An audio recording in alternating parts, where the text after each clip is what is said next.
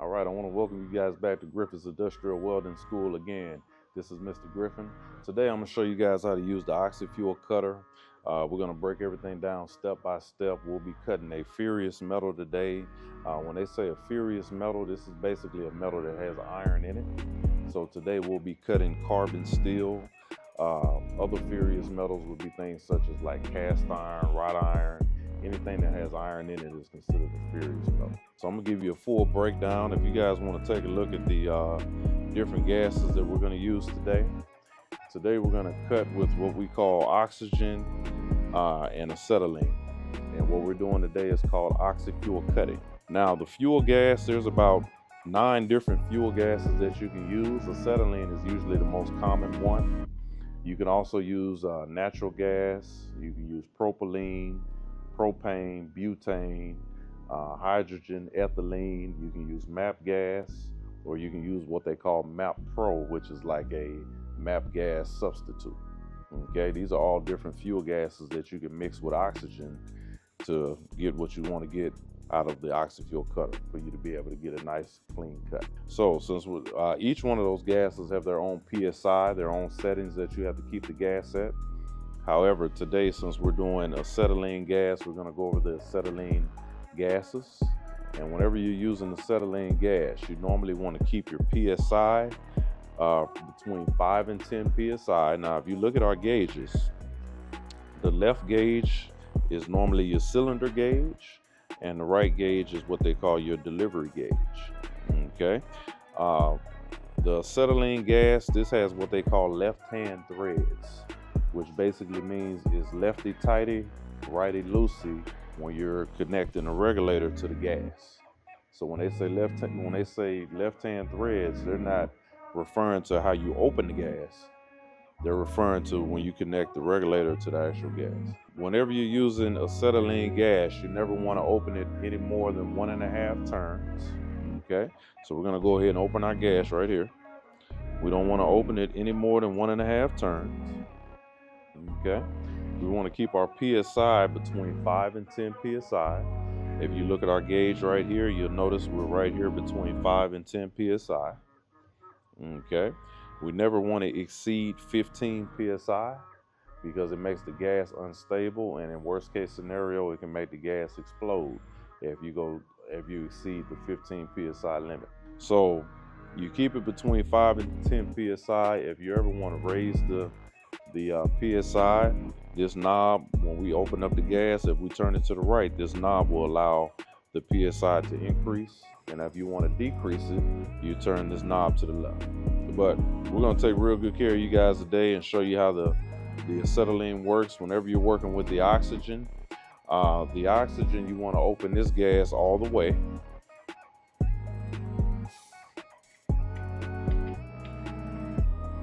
Okay.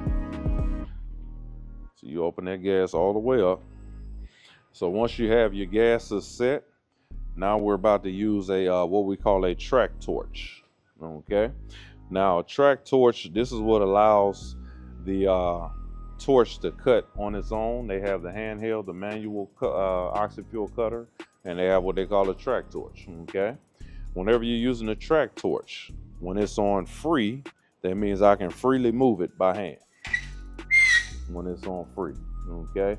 If I turn this knob up to drive and I push my button down, now as you see, it will start to cut on its own coming this direction. If I want to stop it, I just put the button right back in the middle. Now if I want to cut that direction, then I'm gonna push the knob up and take it to the left side.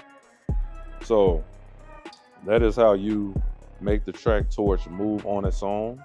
We're gonna go back to free for right now. This knob right here determines how fast the track torch will move. If you want to slow it down, you want to turn it more toward the low side. If you want to speed it up, then you want to turn it more toward the high side. Now the thickness of your metal will determine how fast you need to cut. Right now we're cutting a 3/8 of an inch thick carbon steel metal. Whenever you're cutting a 3/8, you want a nice slow pace so you can get a nice clean cut. Because whenever you're cutting, also with the PSI, the thinner the metal is, the closer you want to be to 5 PSI. The thicker the metal is, the closer you want to be to 10 psi. Okay, we're right in between because we're using the 3/8 of an inch thick metal. Now, also with your track torch, this right here is how you maneuver it forward and back. You have to be careful with this because it'll break real easy if you're ever using it. And if this breaks, you normally have to replace the whole centerpiece. This is how you go forward and back. This is how you go up and down with this lever right here. And this lever will control the angle that you cut at. Okay?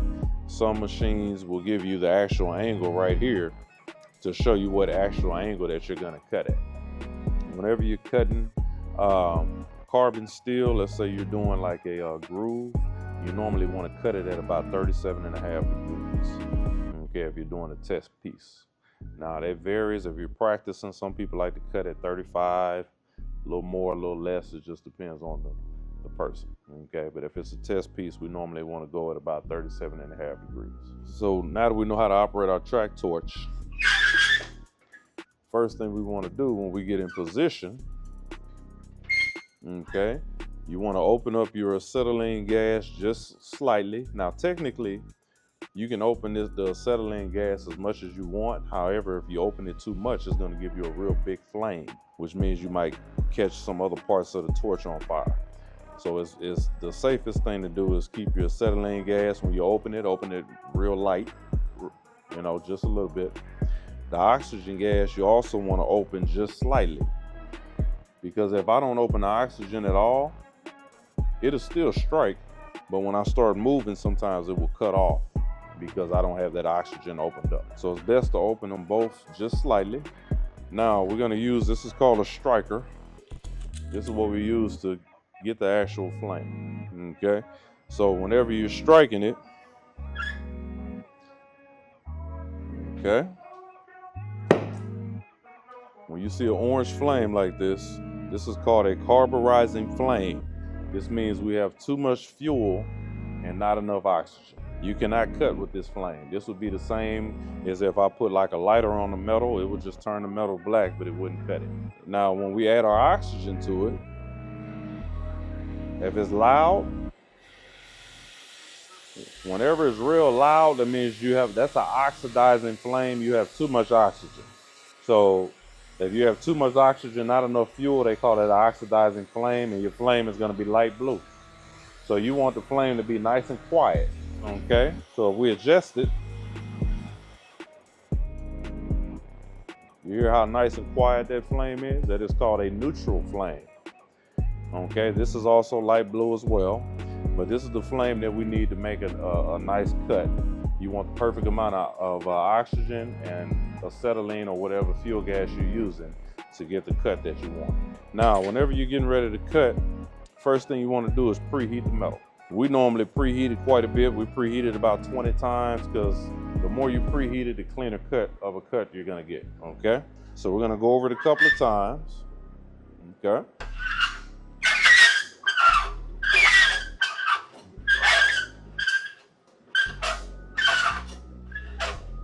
Sometimes you might kind of tap it if you feel like it's a little uneven. There you go. You just go over it a couple of times. We want to be close, but not so close to where we smother the flame and the flame goes out on us, okay?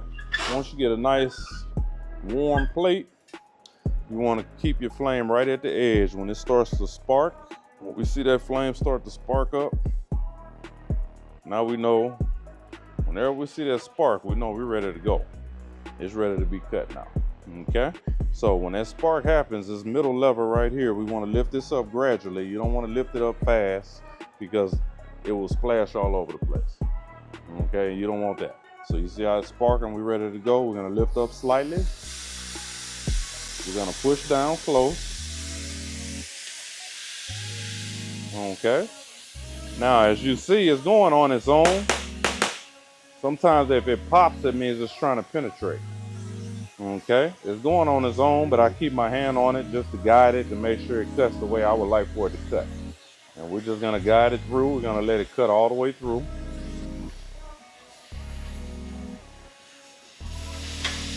Okay, then whenever it's done, you you take the middle lever and push that down first.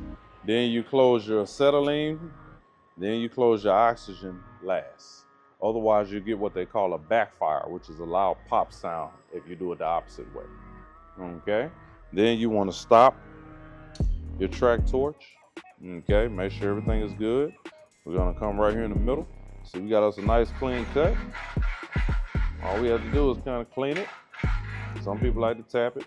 You just clean it so you get a nice, beautiful cut. This is how you cut a carbon steel, which is a ferrous metal. Now, you never want to use Oxyfuel cutter to cut a non-ferrous metal. Remember, a non-ferrous metal basically is any metal that does not have iron in it.